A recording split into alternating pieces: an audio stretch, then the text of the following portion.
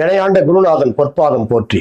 இந்த ஜோதிட கலையை எனக்கு கற்றுக் கொடுத்த குருமார்களின் பாதம் தொட்டு உங்களையெல்லாம் சரவண பீடம் யூடியூப் சேனல் மூலம் சந்திப்பதிலே மற்றற்ற மகிழ்ச்சி. இது சரவண பீடம் ஆன்மீக ஜோதிட ஆராய்ச்சி மையம், கோவை. அன்பர்களே, இந்த பதிவிலே அஸ்த நட்சத்திரத்தில் பிறந்த ஒருவருக்கு குரு திசை வரும் வயது என்ன, அந்த திசை என்ன பலன் செய்யும் என்பதை பற்றிய ஒரு பதிவு இது. இந்த பதிவை ஸ்கிப் பண்ணாம பாருங்க, அப்பதான் நான் சொன்ன விஷயங்கள் உங்களுக்கு தெளிவா புரியும். இந்த சேனலை சப்ஸ்கிரைப் பண்ணாமல் இருந்தால் ஒரு முறை சப்ஸ்கிரைப் பண்ணிக்கோங்க. அப்படியே பக்கத்தில் ஒரு பெல் சிம்பல் வரும், அதை ப்ரெஸ் பண்ணிக்கோங்க. அடுத்தடுத்து எங்கள் பதிவுகள் உங்களுக்கு கிடைப்பதற்கு அது மிகவும் வசதியாக இருக்கும். பிடிச்சிருந்தா ஒரு லைக் பண்ணுங்க, ஒரு ஷேர் பண்ணுங்க, ஒரு கமெண்ட் பண்ணுங்க. அஸ்த நட்சத்திரத்தில் பிறந்தவர்கள், கன்னி ராசியில் பிறந்தவர்கள். இந்த கன்னி காலபுருஷனுக்கு 6வது வீடு. அப்ப அந்த கன்னிக்கான அதிபதி புத பகவான். அப்ப அஸ்தத்தில் பிறந்தவர்களுக்கு புதனுடைய குணாதிசயங்கள் இயற்கையில கூட இருக்கும். அதே மாதிரி அஸ்தம் சந்திரனுடைய நட்சத்திரம். அப்ப சந்திரனுடைய குணாதிசயங்களும் அவங்களுக்கு கூட இருக்கும். இந்த அஸ்தத்தில் பிறந்தவர்களுக்கு முதல் திசை சந்திர திசை தான் தொடங்கும். சந்திர திசை கால அளவு 10 ஆண்டு அப்படின்னு ஜோதிட சாஸ்திரம் சொல்லுது. ஆனா எல்லாருக்கும் 10 வருஷம் முதல் திசை இருக்குமானா இருக்காது. அவரவர் பிறந்த ஜாதகத்தின் அடிப்படையில எத்தனாவது பாதத்துல பிறந்திருக்காங்களோ அந்த பாதத்தின் அடிப்படையில திசை கால அளவு 1 வருஷம், 2 வருஷம், 5 வருஷம், 7, 8 வருஷங்கள், இந்த மாதிரி திசை இருப்பு முதல் திசையாக இருக்கும். இது அவரவர் சுய ஜாதகத்தை எடுத்து பார்த்தீங்கன்னா தாயின் கர்ப்பசல் நீக்கி சந்திர திசை இருப்பு அப்படின்னு போட்டிருப்பாங்க. அந்த திசை கால அளவு 2 வருஷம், 3 மாசம் அப்படி இருக்கும். இது ஒரு உதாரணத்துக்கு தான் சொல்றேன். அவரது ஜாதகத்துல துல்லியமா கணக்கு இருக்கும். இப்போ நாம ஒரு உதாரணத்துக்கு ஒரு 5 வருஷம் சந்திர திசை அப்படின்னு அவரேஜா வச்சுக்கலாம். இப்போ முதல் திசையானது 5 ஆண்டுகள் சந்திர திசை. இரண்டாவது ஒரு 7 வருஷம் செவ்வாய் திசை வரும். 12வது வயசுல செவ்வாய் திசை முடியும். பிறகு ராகு திசை 18 வருஷம். அப்ப 12 ஒரு 18 30 வயது வரைக்கும் இந்த ராகு திசை நடந்து முடியும். ஒரு சிலருக்கு 35 வயசுல கூட முடியும். இந்த 5 வருஷம் முன்ன பின்ன இருக்கும் தசைகள். அப்ப இந்த ராகு திசை 30 வயசுல முடிஞ்சு அதுக்கப்புறம் வரப்போகிற திசை குரு திசை. 16 ஆண்டுகள் அந்த குரு திசை நடக்கும். அப்ப குரு திசையின் கால அளவு 16 ஆண்டுகள் அப்படின்னா 46 வயது வரைக்கும், ஒரு சிலருக்கு 50 வயசு வரைக்கும் இந்த குரு திசை இருக்கும். வாழ்க்கையினுடைய முக்கியமான காலகட்டம், முதல் படி, இளமை காலம் முடிந்து வாழ்க்கையிலேயே துவக்கத்திற்கான காலம் குரு திசை. அந்த குரு திசை ஒரு சிலருக்கு வாழ்க்கையில் மிகப்பெரிய வெற்றி யோகத்தை தந்துருது, ஒரு சிலருக்கு வாழ்க்கையில மிகப்பெரிய தோல்வி அவயோகத்தை தருது. இது அவரவர் ஜாதகப்படி குரு நின்ற அமைப்பு, நின்ற நட்சத்திரம், கூட சேர்ந்த கிரகங்கள், இதை வைத்துதான் அந்த பலனை நம்ம தீர்மானிக்கிறோம்.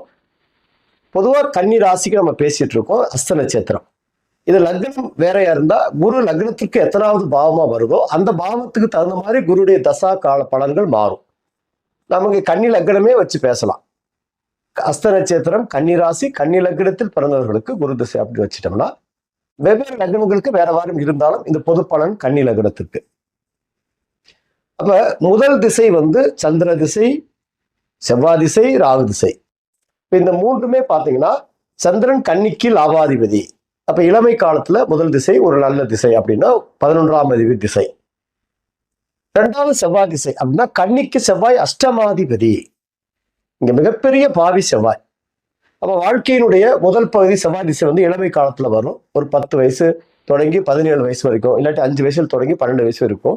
இந்த செவ்வாய் அஷ்டமாதிபதி இளமை காலத்துல அந்த குழந்தைகளுக்கு சில தொந்தரவு கொடுக்குறாரு. ஆரோக்கியம், நிம்மதி, அவருடைய கல்வி, இதெல்லாம் தடை செய்கிறார். செவ்வாய் திசை காலங்கள் அஷ்டமாதிபதி தடை தோல்வி கொடுப்பவர்.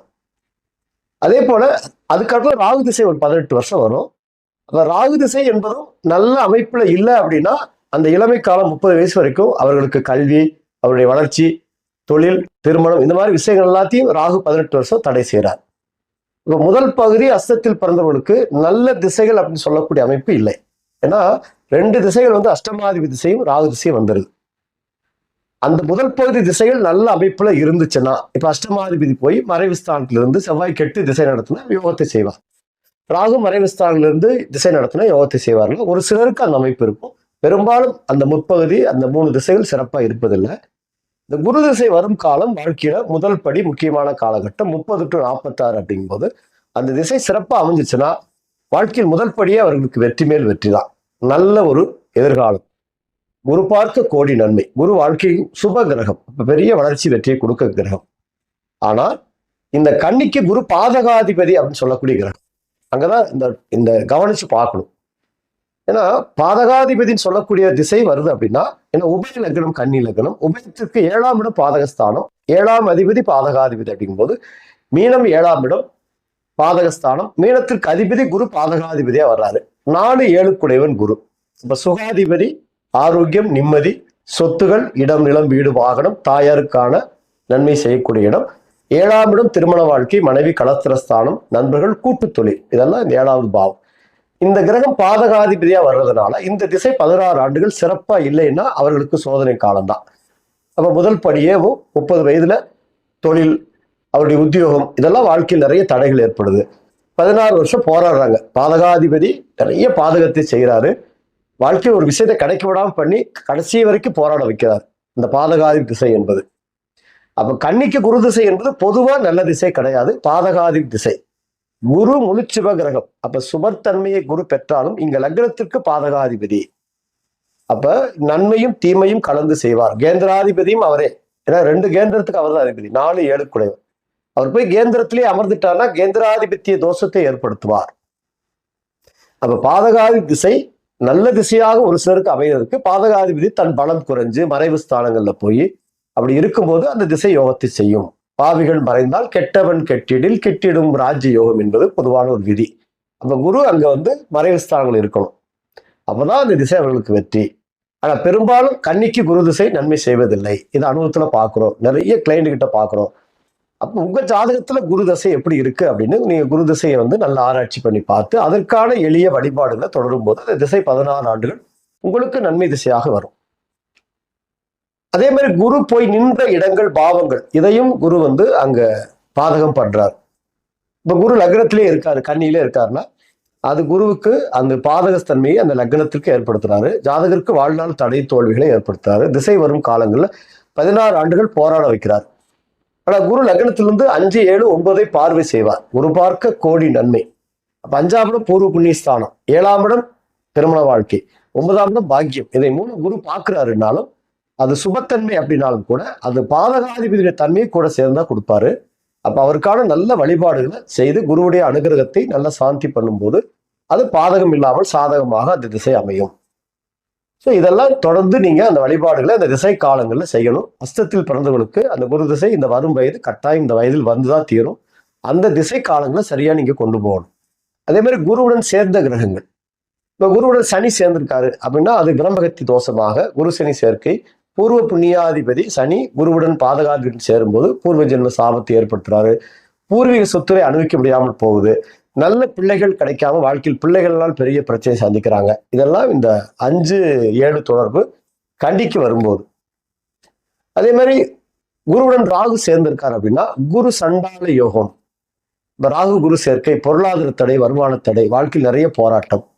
இது மாதிரி இந்த திசை காலங்கள்ல குரு கேது, அது குரு கேது பின்தொடரும் நிழல் கர்மா, கடனும் குரு கேதுவும் கடனாக வாழ்க்கையில் பெரிய கடனாளியை அந்த திசை ஆக்கிட்டு போயிருதுங்க குரு கேதுவுடன் சேரும்போது.